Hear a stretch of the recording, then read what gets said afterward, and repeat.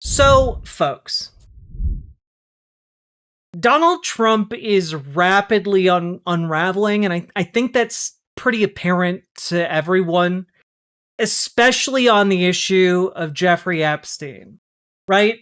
This past week and a half, he's been doing everything he can to try and break apart the fragile MAGA coalition that has decided to break with him in the House. And it has led to him attacking folks who have been staunch loyalists like Marjorie Taylor Greene. Here he is on Truth Social. Wacky Marjorie, traitor Brown.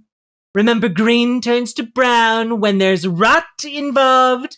Is working overtime to try and portray herself as a victim when, in actuality, she's the cause of all of her own problems. The fact is, nobody cares about this traitor to our country. He's straight up calling her a traitor to the country because she's not going to block the vote on the Epstein files. Yeah, he's trying to call her Marjorie Traitor Brown instead of Marjorie Taylor Greene. It's really, again, you can tell how just completely out of his depth he is by how bad the nickname here is. We know his nicknames have never been the best, but this nickname is really bad. Just doesn't make sense. Marjorie Traitor Greene would have been fine, I guess. But yeah, he's using Brown as an insult, I guess. And this fracturing we're seeing in the conservative base is also leading to stuff that I never thought I would see happen. The infighting in the conservative world is insane right now. The patriotic blonde over on Twitter is posting, people are posting this all over social media. What a sad end to something we all worked so hard for. I never thought it would end this way. And it's just photos of burning MAGA hats. I don't know, folks. I know a lot of people are saying oh, well, Donald Trump's support will never waver. I think it's wavering a little bit, actually. Even if it's not the majority, if it's wavering even I don't know, 3%, we're talking the Republican Party is functionally done. You know? God, it's bizarre. And I'm sorry, but Donald Trump trying to play hardball with GOP lawmakers on the eve of the Epstein vote, it only makes him look guilty as heck. Now, you might be saying, but Jack, you say swear words all the time. Jack, you say swear words all the time. Why are you saying guilty as heck?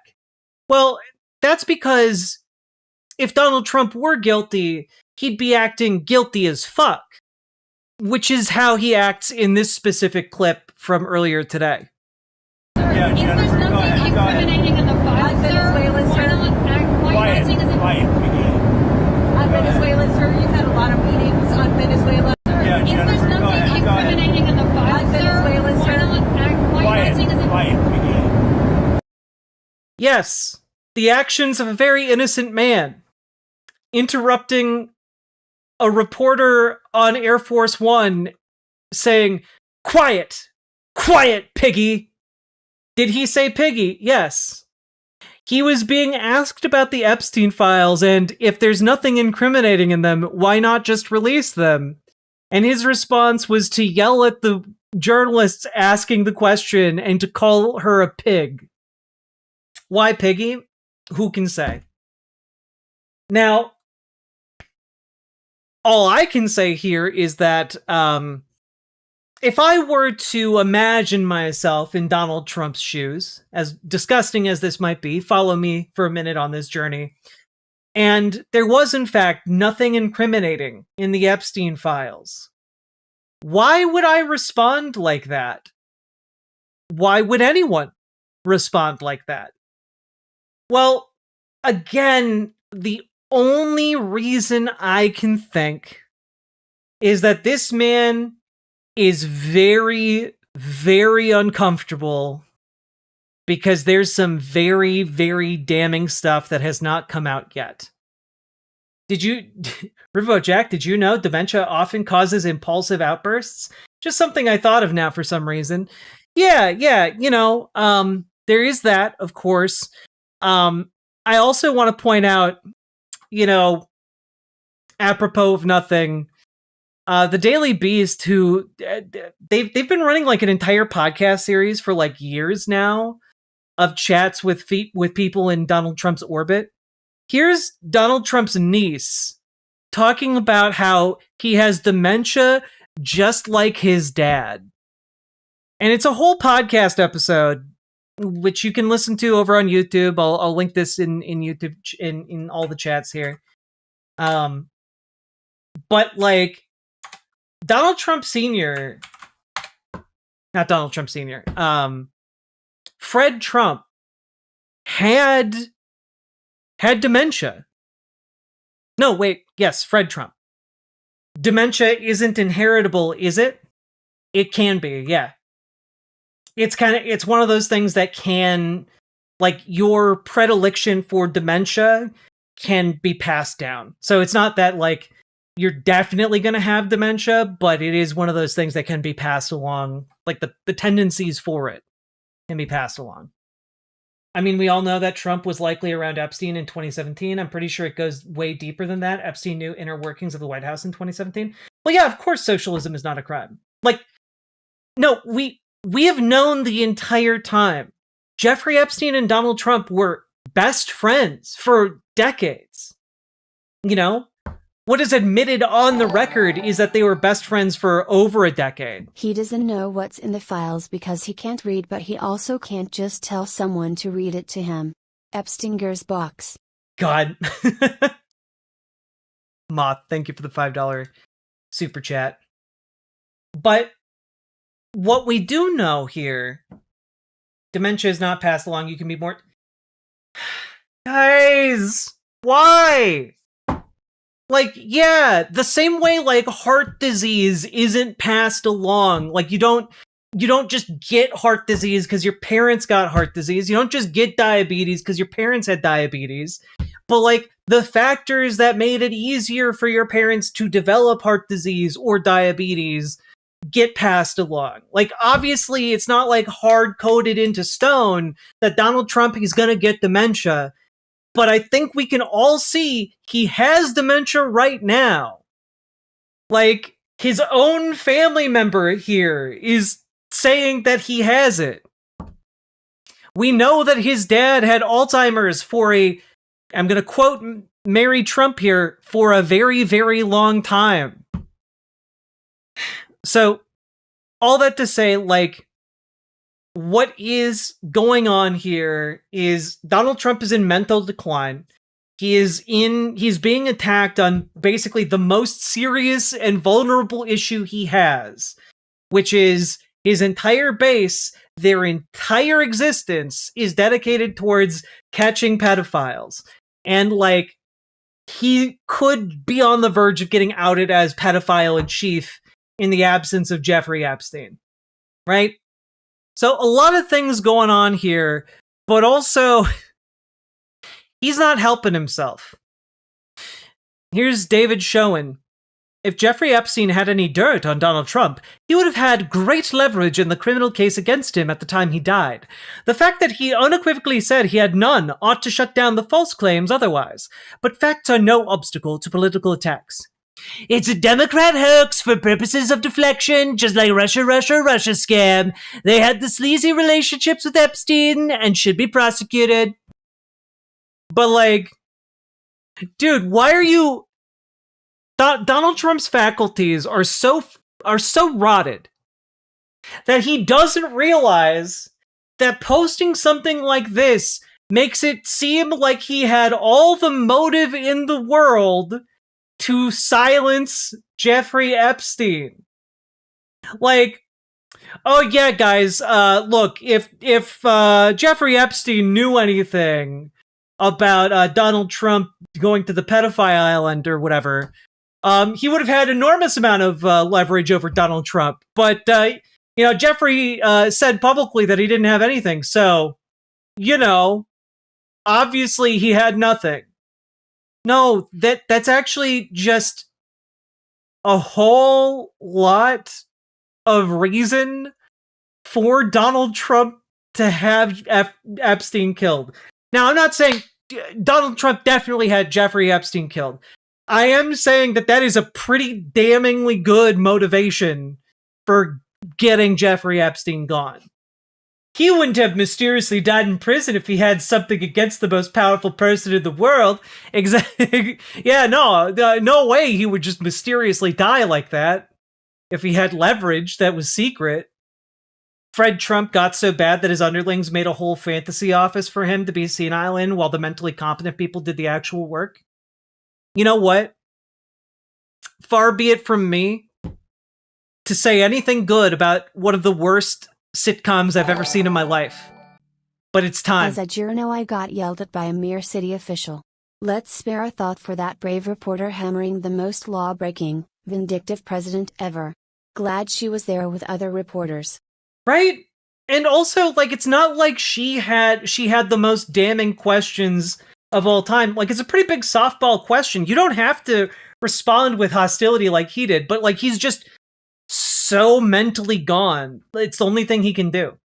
But I do want to throw out there that if Donald Trump's mental faculties have gotten truly so bad that he's on the level of Fred Trump, there is one thing that could save us. That's right, I'm talking about TYT's short-lived and critically panned sitcom titled The Mobile Oval. That's right, folks. I'm proposing we unmothball the set of The Mobile Oval and put Donald Trump inside of it. We will Truman show him in his elderly years, and he will be unable to affect, the wider political landscape. Now, for those of you who don't know what I'm talking about, I did watch all of this, and I did review The Mobile Oval, and you know what? It's terrible, but I'm going to subject you guys to the first episode.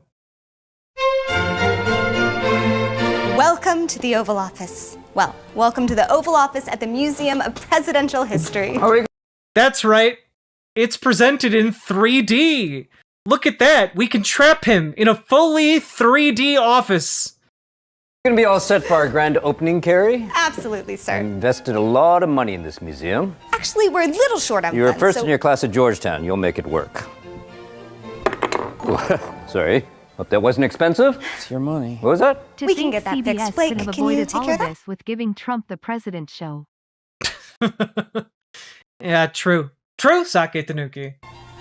I didn't leave my job as the second assistant curator at the Rutherford B. Hayes Presidential Center to be a day laborer, so... Chris, can you come in here, please? Yes, Carrie. Can you handle that? I serve at the pleasure of the curator. Blake, let me show you the seal. I've seen this seal. He wasn't supposed to bring down Brent. He's the one. He can be... I can't. The entire show is this. Acting. The entire show is just this. Yeah, media breakdown. They released this in 2016. Whenever he wants. Here's your coffee. Oh, and who are you again? I serve at the pleasure of the second head curator. I'm an intern.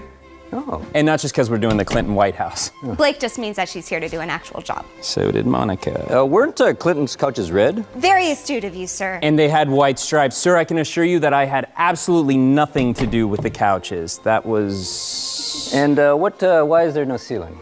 Because I busted through it. No, seriously, why is there no roof? Because her joke bombed so hard that it exploded. Remember, you told me to look for a way to cut some corners. And was it worth it? Jury's out. And, says Leonardo Watanabe, I didn't build a mobile oval not to go exploring Battle Axe, Michigan.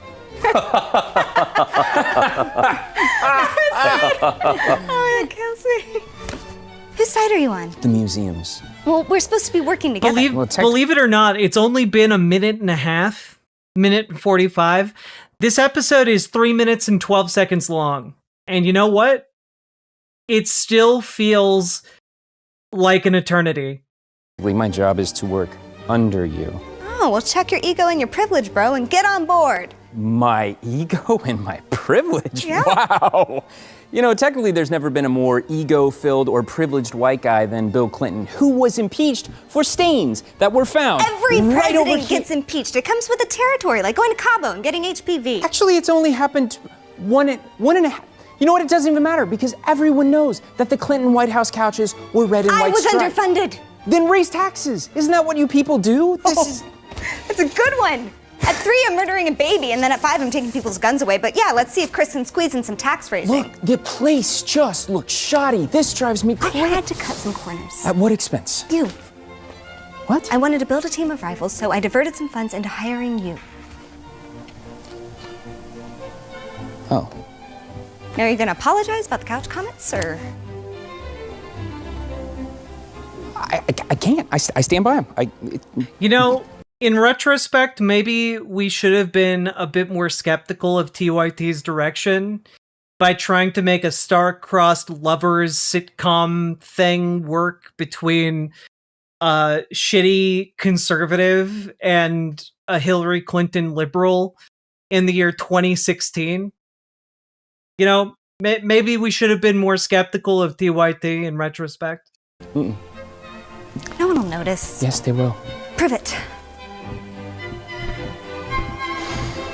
Excuse me, guys. I must be lost. I was looking for the Clinton Museum. Oh, this is it. The exhibit's That not office open is yet. so surrounding you could fit a whole jubilee of birthing people in there.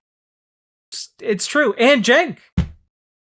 Look at that. Cenk Uygur, sitcom star. Weren't his couches red?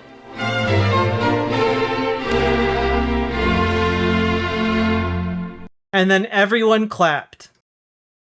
Anyway, I'm not going to subject you to the other 5 episodes of that, because if you want me to talk about those episodes, I actually have them on my YouTube channel. I covered these years ago, and, you know, weirdly, never been a cause for me ever to mention them ever again. Until now. And, you know, I think don't let Cenk Uygur's investment into a wild scheme to launch a sitcom in 360 vision go to waste. Let's bring back the mobile oval. Donald Trump's already making an addition to the White House. What's one more? Was Sink unironically T-posing on entry? Even in a sitcom, he looks like an empty suit. Sake Tanuki, yes, he was unironically T-posing to assert dominance, of course. Please don't mention this ever again, Jack. Please let us forget. You've been denied the blessing of forgetfulness. All right? They had the budget for 12 more episodes. Can we just, like... I actually don't remember how many episodes there are of this. I believe there are 6. Oh my god, there are 8. Yeah, they have a playlist over on YouTube. There you go. All shot in 360 video. I might be the only person to have watched all of these. There is a chance. TYT posing. Hey, my rear end. There we go. I think the concept needs to be updated. You're right. We need a season 2 of the mobile oval. The people demand it. The people demand it, and you know what? More so than that, the poly market demands it. Live from the Poly Market studio in LA. Oh, God. Was it made around the time Quibi was a thing? I guess so, but like it wasn't made for Quibi. It was very specifically made for YouTube because 360 video was like the new thing. God. Jack needs to do a retrospective on it for 1,000 subs? I mean, I'd consider it for 1,000 subs, I guess. But back to what we're talking about. Because, guys, Donald Trump is just not doing too hot. You know, obviously the Epstein stuff is getting him hot under the collar. So hot, in fact, that he has now changed his tune and is saying, no, everyone go and vote for the release of the Epstein files. No, it's great. It's wonderful. You're all voting to release the Epstein files. Couldn't happen soon enough. right? And basically, they're trying to usher the bill to release the Epstein files out of the House, and they want to kill it in the Senate. It remains to be seen whether or not they will be able to kill it in the Senate. And I say that largely because in 2026, 20 Senate Republicans are up for re-election. And in case you guys need the math on that, that means that, well, there are 40 Democrats, and no one going into this election year looking at how poorly Republicans did in an off year election is feeling super confident that they can just tank an Epstein vote in the Senate. So we'll see. Obviously, it's a long shot bid in the Senate, but at this point, like when you have Lauren Boebert and Marjorie Taylor Greene turning on Trump on this issue, it'll be, I mean, and it's anybody's game. We'll see. We'll see what winds up happening. Yeah, because like Witch Night Melody, being one of the senators that killed the Epstein file release is gonna be like a fucking lead weight around a senator's neck going into an election year. It's less of a long shot than we think. I mean, let me put it this way: I wouldn't bet money on it, but I do think the stars are kind of aligning and the winds are blowing in our favor. So we'll see. Also, apparently Donald Trump is just like, tariffs are a great thing, except when it comes to coffee, tea, cocoa, spices, bananas, oranges, tomatoes, beef, fertilizers, and more. Because it turns out that tariffs are, in fact, bad for basically everything unless you have a coherent plan around them, which obviously Donald Trump has never had. So, yeah, a bunch of those tariffs are getting just lifted, I guess. You know, what'll happen is what will happen. And here is how Trump Republicans are trying to navigate Trump care in the current time. Genuinely insane. The president is proposing that we take the $26 billion that would be going to insurance companies if we just do a straight-out extension. Mm-hmm. And by the way, 20% of that $26 billion, 20% will go for profit and administrative overhead. Give it directly to the American people in an account in which 100% of the money is used for them to purchase health care on their own terms. Now, I just want to say, his argument here is like, well, yeah, obviously we would usually just give it directly to the healthcare companies, but what if we gave it to the people and then 100% of that money goes to you? But when you pay the insurance company, they're making a profit. Like, that money goes to their profit margin either way. These people, like, Republicans think so little of the intelligence of working people that they think they can just go on national television and spew shit like this. Now, that makes them an informed consumer. It also helps address the need to have coverage for that deductible. And if they get that policy with a higher deductible, they can actually lower their premium. It's a sweet spot. Lower premiums, help with the deductible, making the patient the informed consumer. The president and I are united. We should all be united about that. So I just want to be absolutely clear. What he's proposing here is that Donald Trump do what we've already been doing for healthcare, but with extra steps that leave individuals ripe for abuse. Like, that's what he's basically like, what if instead of offering healthcare subsidies, we offered healthcare subsidies that are harder to access and didn't provide any regulatory coverage that ensures people with pre-existing conditions could get coverage? You know, because really, when you think about it, forcing everybody to make life and death decisions about healthcare every year, that just makes them more informed consumers. That sounded like a QVC sales pitch. I mean, it's basically, yeah. What I'm hearing is at least partially a smokescreen. I mean, I think what you should be hearing here is that Donald Trump, in his dementia-addled state, rattled off hey, what if we just gave people money for healthcare directly instead of to the health insurance companies? Then we could get rid of the Affordable Care Act, everybody. And then a bunch of yes men around him said, yeah, that sounds like a great idea. And there's no actual plan to implement any of that. There are no protections for people with pre-existing conditions, nothing whatsoever. What you're seeing is the back of the napkin, like, plan. That's it. The plan is what one guy vomited onto a napkin. And Republicans are just goofy enough that they're going to go out there and advocate for this non-plan that is, if implemented, would cause a total collapse of our healthcare system. I'm introducing the Unaffordable Shrug Act.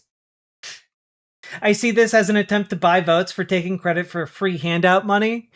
Yeah, except the thing that is going to kill this idea is that, like, if you're actually interested in having healthcare, this doesn't save you money. Like, what it winds up doing is just costing you more money to get insurance, while also potentially costing you your ability to get any healthcare at all if you're in, like, a high-risk group. This doesn't do anything at all, right? Like, I think in Trump's brain, it's just, yeah, Trump checks 2.0, yeah. But, like, in reality, you can't, like you can do that, but, like, it's not a replacement for healthcare. All of this being said, folks, he's having such a bad one. Donald Trump is looking so weak and so, like, decrepit that Ted Cruz is once again throwing his hat in to be the next conservative president of the United States. You might be making some news. Axios led its morning newsletter with this headline: Scoop, Cruz eyes 2028 run. Senator Cruz, where are you on that? You know, reporters are going to write headlines that get clicks. And God, his chin is so shiny. Dude, why is your chin so shiny, bro? You put some baby oil on that? Like, what the hell? Get eyeballs. I got a job. It's representing 31 million Texans, and it's It looks like he just has, like, a thing of drool on his chin. I gotta level with you guys. I listened to this clip earlier. I didn't actually look at him, and I can't not see just, like, a weird little chin wetness. Fighting every day for 31 million Texans. And I'll tell you right now, the wins we are getting are historic. The one big beautiful bill you were talking about just a minute ago, I was blessed to write major portions of that bill. You might be making... is he not going to support Trump in a third term?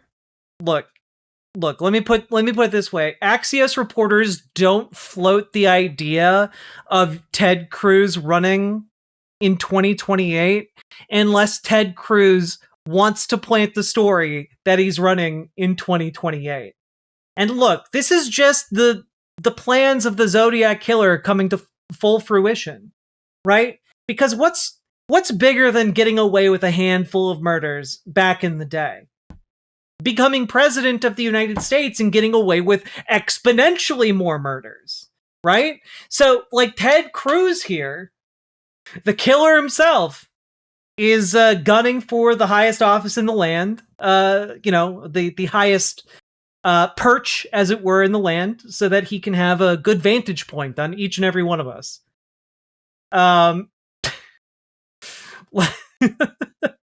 Look, the Zodiac Killer has just been biding his time, waiting for the perfect chance to strike. Okay? And Donald Trump called his wife ugly multiple times. The Zodiac Killer will have vengeance. Make America Zodiac again? God. I'm still worried about the boil on his chin.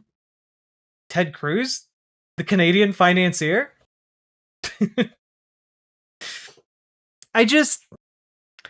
It's telling that Ted Cruz, someone who has been sycophantic towards Trump for the last decade, after Donald Trump said, like, Ted Cruz's dad killed JFK, that Ted Cruz was the Zodiac killer and that Ted Cruz's wife was ugly. The fact that Ted Cruz is now like just going like, yeah, no, I'm not. Maybe I do a third term, or I wouldn't support Donald Trump doing a third term. I would run for president. I think that's interesting. I think it's funny, and I think it's indicative of how weak Donald Trump's hold has become on the conservative movement. To be fair, Ted Cruz and his wife are both not good-looking people. Hey, look, I don't know what Ted Cruz's wife looks like. But I do know what Ted Cruz looks like, and at least on that account, you are correct. Goddamn blobfish of a face. Oh God, what? Bragwin? When I met Cruz, I was 11 and attending an awards ceremony my dad was invited to. Cruz did the kiss the baby thing, except the man uses tongue. He licked my cheek. Is that a real story, Bragwin? Is that... Like, are you like people post a lot of goofs in my chat? Is that a real story? Because also, there's a big difference between kiss the baby and kissing an 11-year-old's cheek with tongue. Now, I am inclined to believe that because it's Ted Cruz. But yes, in 1991 in Austin, Texas. Fucking creepy. Oh, God. God, what? No. Why are all of these conservatives so gross? Like, even if he's not, like on the Epstein files, we'll say, that's still really fucking gross. On that note, I have really, you know, one would think I would be able to transition and like talk about something else, but we reached the end of the segment. Like Donald Trump is just not looking too good. But his hands are cold as a dead fish. He has like the limp wrist thing in a politician. It's really gross. Limp cold hands are always not great. I really don't like the idea of Ted Cruz kissing an 11-year-old. I say it's all bad. I agree.